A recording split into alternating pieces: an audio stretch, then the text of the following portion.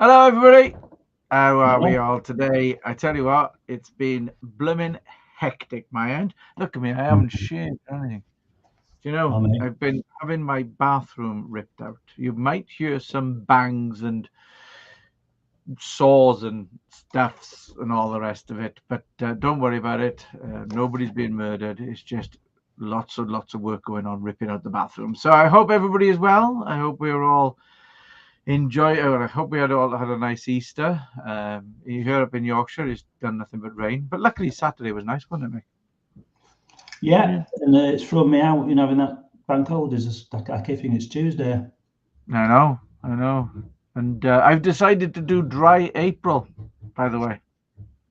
Yeah, I See how thought, you long know this what? one lasts. Hey, I think 30 days, January, February, March, April, You've May, done all right in the June, past, April. actually. 30 days for April, yeah. Yeah. Yeah. So, yes, welcome everybody. So, busy old time here at Clockwork Guy. April is kicked in. We have our workshops. We've got, starting on Friday, by the way, we've got our Creating Videos with Your Phone workshop, which is free to members, but I will be posting information about that in the next couple of days. But at the end of the day, then we've got, so that runs 3 sessions, by the way. It's not just all one. You don't have to like brain doesn't like kind of we don't overwhelm you. So it's 3 2-hour sessions. So it's 12 till 2 Friday, the 5th, 12th, and 19th. The other thing is on the 26th of April, I'm going to be doing a workshop on OBS Studio, and I'm going to talk about OBS Studio now very Yeah. quickly. It's what I'm using for. I use it for recording my videos. I'll just make mix small in the corner. It allows you to do fancy things like this while recording. So you're actually recording and talking and all the rest of it. You could share your screen, and it basically you can then come back and you could do stuff like make sure you've got your contact information in your videos and stuff, which is really quite cool. And it really is quite a cool little tool. It's Yeah. free to use, but a lot of the time, what you see is that the transitions are very basic. Let's go for a nice basic fade transition there. So when it all went whizzy, whizzy, bang, bang, and all the rest of it, essentially, I can have it fade and fade in and all the rest of it. I could cut and the rest of it. But this transition here doesn't come, this one doesn't come with OBS. Okay. What it does is it basically it's a plugin. Okay, so essentially you have to add it yourself afterwards, and that's what I'm going to go through now, and I'm going to really just go through this, start getting your questions into the chat so that we can start answering them. But Yeah. I'm going to quickly share my screen. So let me just do this, share screen. I'll do entire screen and share. So here we go. So if you want OBS Studio, then basically head on over to am I back to all right, head on over to OBS dot obsproject.com. Yeah. And then basically you'll be able to download it. You can see it works on Windows, Macs, and Linux. And you could download it for you could use it for free. Okay, there's nothing stopping you doing that. Um, Once you've learned how to configure it and you've learned how to set it up, you literally when you've set up the basics, then you don't really need to worry about it. So basics are sharing your screen, your name bar, and your call to action. Then you don't really need to. But if you want to add some cool plugins, then head on over to the forum. Okay, so forum up here in the top there. And then down here, you'll see that it says Home Forum, Plugins and Resources. Okay, so we're going to look at plugins. You can do a search, but I honestly think that it's worth having a little scroll through because there's some really cool stuff in here. The one that I downloaded recently is Move. And if you want a particular plugin, you can see their ratings and all the rest of it. then essentially when you click on it, it'll take you to the creator and their website. So you could on that, and it'll take you to the source code and stuff. Looks very complicated. Don't worry about that, because down here what they have is the installation guide. So you download it, and then it would take you to the download. You can download it here from the download area, and then the installation, manual installation process is here. So it downloads as a zip. You unzip it, and then literally you copy some folders into your copy some folders into your OBS Studio folder, and that's it. So it's got instructions for obviously Windows, Linux, and I think Mac as well, but I don't care about Mac. Crap. At the end of the day, if Brett's watching, yeah, I stick by my guns, Brett. So you shouldn't swear on your live stream, girl. So basically, yeah, so that's as easy as it is. At the end of the day, if you want to jump onto the OBS workshop, as I say, it's the 26th of April from 12 until 2:30. It's the OBS and the YouTube workshops that we run are 2.5 hours long. So yeah, and jump onto that, and then basically Mick has put all the links in for the OBS project and also for the signing up to the workshops. So yeah, that's it. Other than that, yeah, creating videos on the phone on Friday starts, and then next month. A lot of people just tend to do the straight cuts, don't they? So from one thing to another, but that's a nice little jazzy little way of doing it.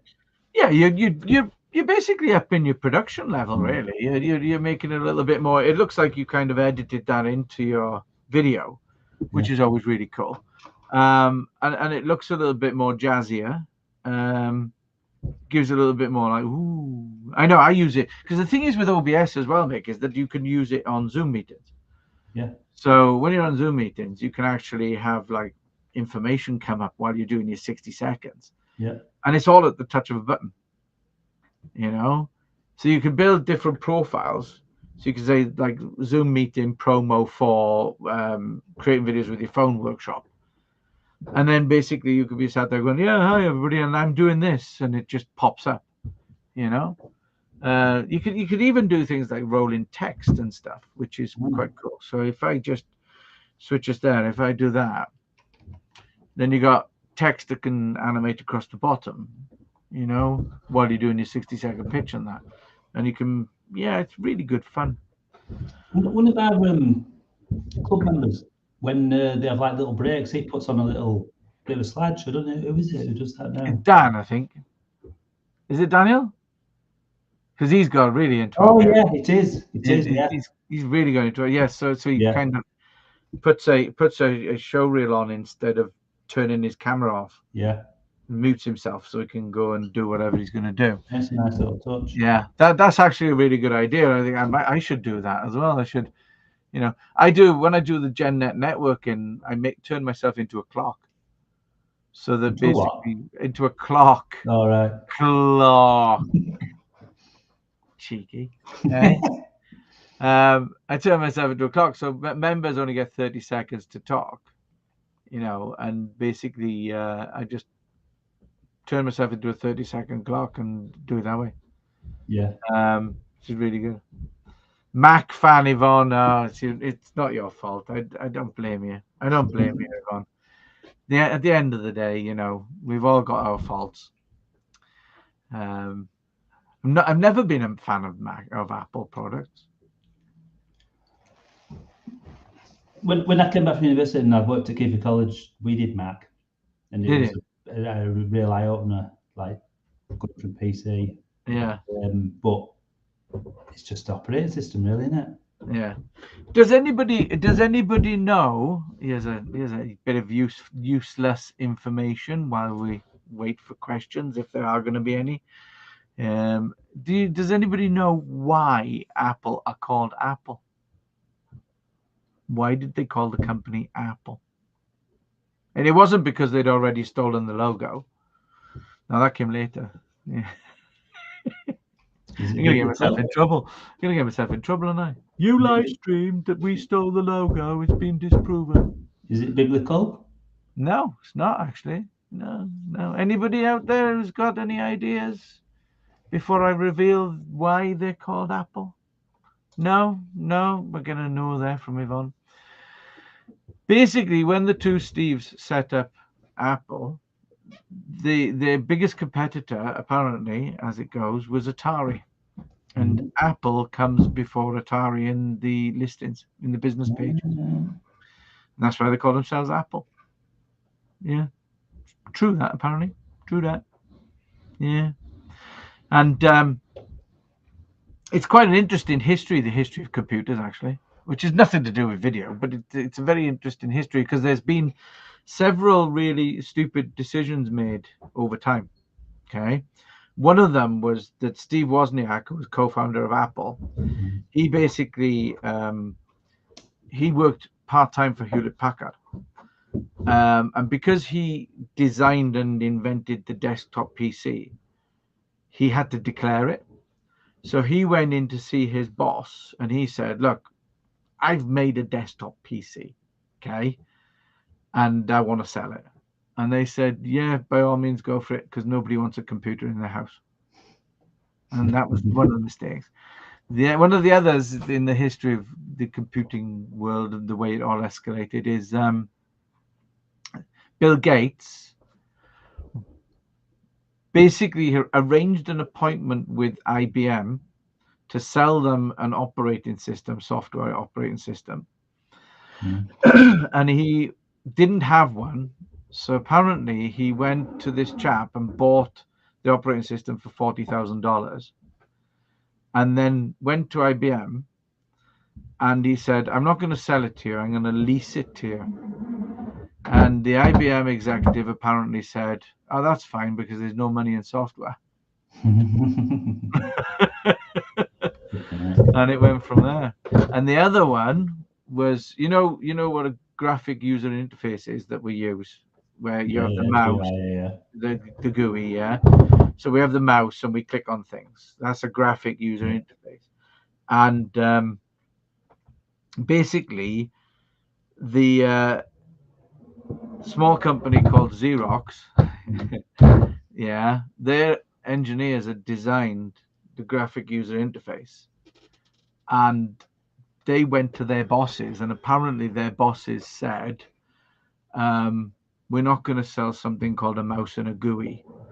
Sell it to this chap, Steve Jobs, from this Apple company. And Steve Jobs and his team went in and they bought the graphic user interface and started designing the kind of interface that we see now. And at a bit later then, while they were designing their first kind of platform, Bill Gates apparently went in and said, look, we'll make you Office software, but we need a copy of the code to do it. And they were like, okay, yeah, fine. And then basically, apparently, when Windows 1 was rolling out on the assembly line in Japan with Windows 1 on it or whatever, yeah, Apple were totally blindsided. They didn't realize. Yeah, it's a fascinating. There's a film called The Pirates of Silicon Valley, which is absolutely fantastic, and it's a really, really, really good film that explains all the history of how Apple and Microsoft came up. Is this a documentary? No, it's a film based on real events and based on real events. Like that Facebook film. Oh yeah. What's it called? Social Network. Social Network. Yeah. That's it. Yeah. It's all made up, isn't it? Yeah. Well, it was brutal. I mean, and there was court cases and stuff, but at the end of the day, I mean, I don't even use Facebook now personally. I use it for business, but not personally. Yeah, I just use it for business and voyeurism. Voyeurism, yeah. It's like when it first came out, it was perfect for that though, wasn't it? Because it was like, Oh, I wonder how that wedding went. Well, you know the one we turned down or we didn't want to go to because it'd be too much trouble. Wonder how it went. Oh, gonna have a look at the pictures. Yeah, no, I just keep up to date with all bands and things like that, and events. That's how I use Facebook for really. Yeah. And people going on to see if they're more successful than people they went to school with and all the rest of it. You know, it's I'm not a fan of the old Facebook and that. You're not a fan of socializing, are you? No, I when I saw that I'd got on Facebook, I'd got more than 100 friends, and I don't know how because I don't accept them. I basically deleted it down to about 20, and that's You had a cull, didn't you? Like I did have a cull. Seal clubbing. I did. It was a proper cull. It was a proper cull. I was going, "Who are you?" Delete. And apparently it doesn't tell people you've defriended them. Okay. Which I was quite disappointed about afterwards. You know, I was thinking, you're going to get told. You know. But yeah, no question. All we've done is talk about bloody movies and computer history, and we haven't. It's not all video. It's not on. It's connected. Computers. You couldn't do video out computers, could you? Well, this is very true. We couldn't be doing this conversation, and we're not even in the same room. Exactly. Now you've got a computer in your pocket, and you can video it. Yeah. Well, it's actually what I would say nowadays. This is more of a camera than a phone. Yeah. Well, when you see updates, the updates never go, "We've improved your phone." Yeah. Exactly. You can dial different. Yeah. You know, or text different. And regardless of reception, my camera works. Where my phone doesn't always work. That's very true. That's very, very true. But yes, so it looks like today's a bit of a damp squib. I wonder where that saying comes from. Damp what? A damp squib. I think it might have something to do with guns. Possibly. Flintlock guns. Yeah. It'll be to do with gunpowder and stuff. It'll be to do a damp squib. Let's have a look. Because all the people who are watching are probably thinking, yeah, where does that come from? Yeah. Where does it come from? 1500s. The word squib began to be used in the 1500s to refer to a firecracker. Okay. A wet firecracker does not generally go off. There we are. So that's what it is. A damp squib. Interesting. I suppose that makes sense because in films they have squibs, don't they? When you shoot them, they explode, don't they? Yeah. It's a squib, so I suppose it is. I was once fitted up to be shot on a film, and they taped it on, and what they do is they tape on the squib wherever they want, and then basically they tear the material with like a little file, so it's not ripped, it's just thinned. So it's easier for the squib to come through. And I can't remember the film now. I was doing extras work. We were devil worshippers. Oh, I know that one. That's the one. British film. Yeah. And I found it the other day. But so we're devil worshippers, and we had to do this parade.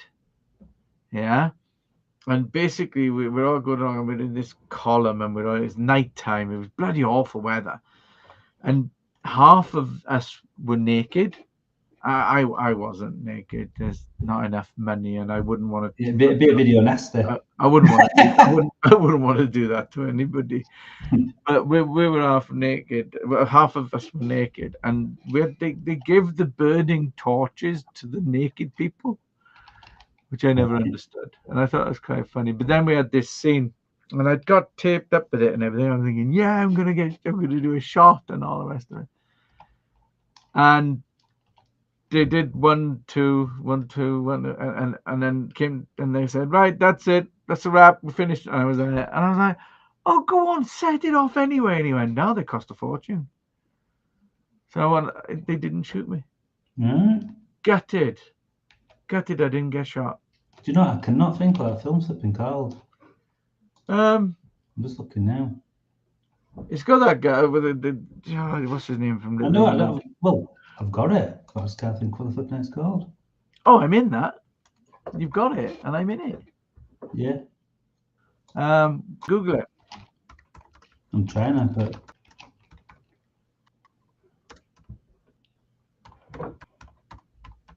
And all the lovely people who tuned in to watch us Google something.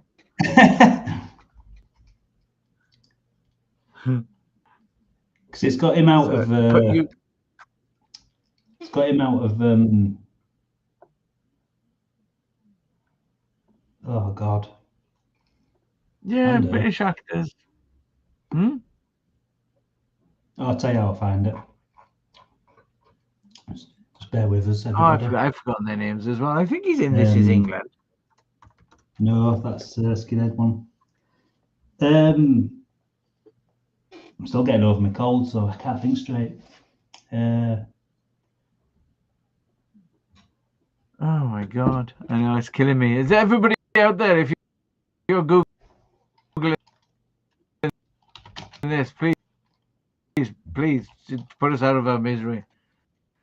It's a devil worshipper.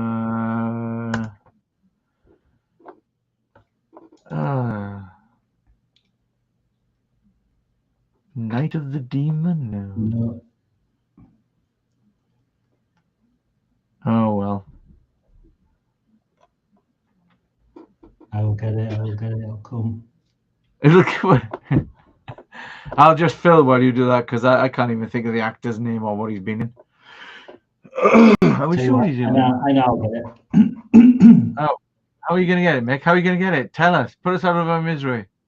I'm going Spaced. Oh, was he in Spaced? No, but one of the actors were. Okay. So this is a process of elimination. Let's go cast. Are you on IMDb? Yeah.